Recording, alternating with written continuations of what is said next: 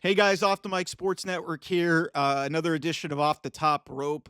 Um, so the Collision ratings came out sub 200,000. I think it was 194,000 people watched Collision on Saturday up against the Royal Rumble.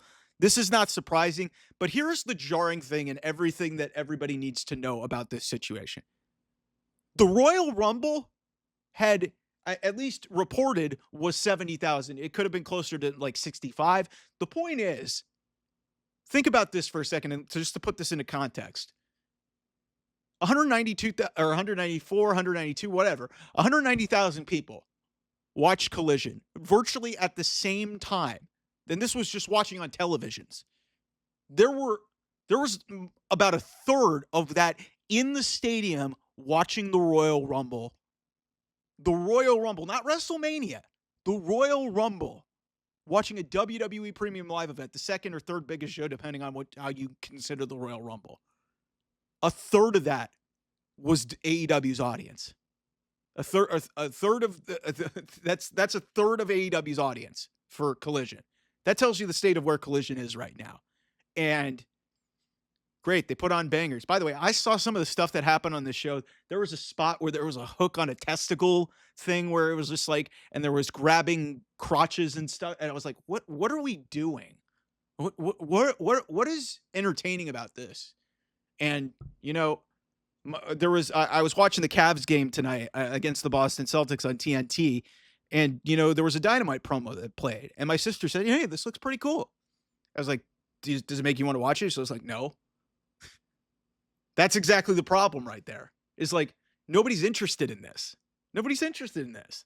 And when you fail to create captivating television, and when you fail to go from Dynamite to Collision and Collision to Dynamite and draw these shows back in, and then you obviously run Collision head to head against the Royal Rumble, you're going to get numbers like this. And nothing's going to change until creative gets better, until the wrestlers start taking accountability, until Tony Khan starts holding himself accountable. And I've said it last week on this segment after Dynamite, after one of the worst Dynamite episodes I've ever seen in my life. One of the worst episodes of wrestling television I've ever seen in my life. Until they start being accountable and until they actually, try to, act like they care, I don't think they care. That's the biggest issue. I don't think they care. I think they got their money. They were like, hey, we proved that we were a success after 5 years. We got a new contract. We don't need to care anymore. We're just cashing checks. And this is the type of stuff you get. Because you cannot honestly tell me, as an AEW fan, and you could come up with some concocted theory about how televisions are. Guys, the reality is there were more real people. There was a third of the rating that you had on your B show going up against the Royal Rumble. There was real people not watching television. There was a third of your audience for Collision in an actual football stadium watching the second best show that WWE puts on every single year. Maybe the third, depending on how you look at the Royal Rumble. That if that doesn't alarm you as an AEW fan, I don't know what does. Because some people are just so far gone that they just don't understand this. But it leads me into some just other things. If you're if you're Mercedes Moné and you're watching, Charlotte Flair going out there and winning her second Royal Rumble, hey, if you would have come back, maybe that could have been you. I understand Vince McMahon didn't appreciate you, but I damn sure know Triple H did appreciate you. And you priced yourself out. And look what happened. Stephanie Vaquer and, Julia and Roxanne Perez being in the final two. There's names that are, and it shows that, really, yeah, even though Charlotte Flair wins the match, nobody's really above the division or anything like that. And then you go to Jon Moxley. I said this in another video on Tuesday. Listen, Jon Moxley is missing out on a really big opportunity for his career just so he can, play this weird kind of borderline Nazi gimmick with the Death Riders and they just come in and beat people up and then they do weird death match things and he busts himself open. It's like Jon Moxley in the last 2 years has taken a real shot to his legacy. There's some greatness with him and he's got stuff to him, but this Death Riders gimmick ain't it, man. And It's just like there's no reason to care about the show anymore.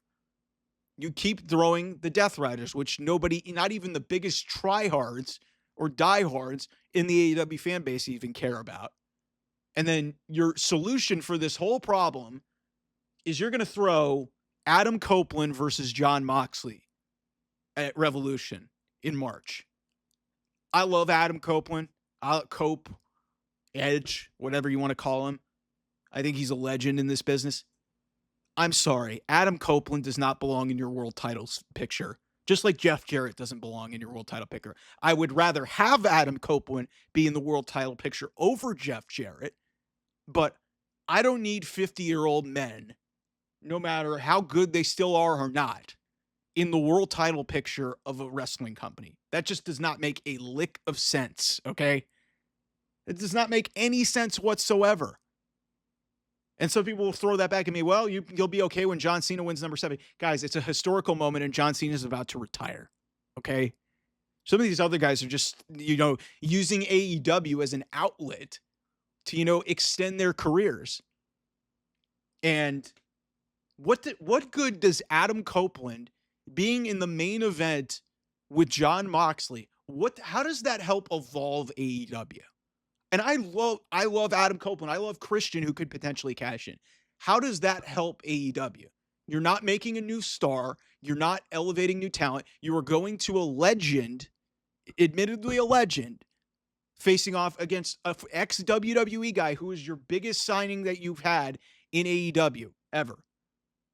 If it was up to me, Will Ospreay or Kenny Omega should be in this spot. Hangman Adam Page should be in this spot. Because those guys...